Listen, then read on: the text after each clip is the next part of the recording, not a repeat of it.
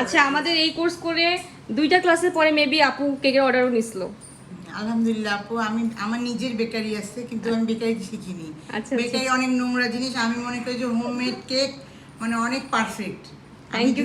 এটা আপনার মুখে শুনে আমারও অনেক ভালো লাগলো। দুটো কেকের আমি অর্ডার নিয়েছি, আমি যারা খেয়েছে বলছে অনেক টেস্ট হয়েছে। এখন পর্যন্ত কয়টা কেকের ডেলিভারি দিচ্ছেন? আমাদের ক্লাস 6টা হয়েছে, আজকে 7 নাম্বার। 4টা কেক ডেলিভারি দিয়েছি আলহামদুলিল্লাহ।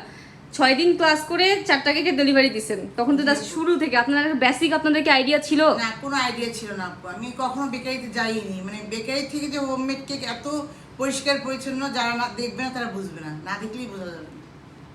আলহামদুলিল্লাহ আমি অনেক ভালো পারি। Thank you. আপনাদের মধ্যে সবাই আলহামদুলিল্লাহ অনেক সুন্দর কেক নিয়ে আসছে, সত্যিকারই।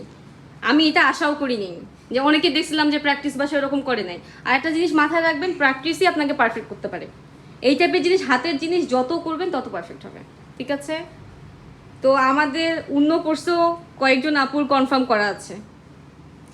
আপনি এত সুন্দর করে শিখিয়েছেন যে আমরা আসলে এই কারণে আমরা শিখতে পেরেছি, এই জন্য মানে সম্পূর্ণ ক্রেডিটটা আপনার। Thank you so much. আলহামদুলিল্লাহ, থ্যাংক ইউ।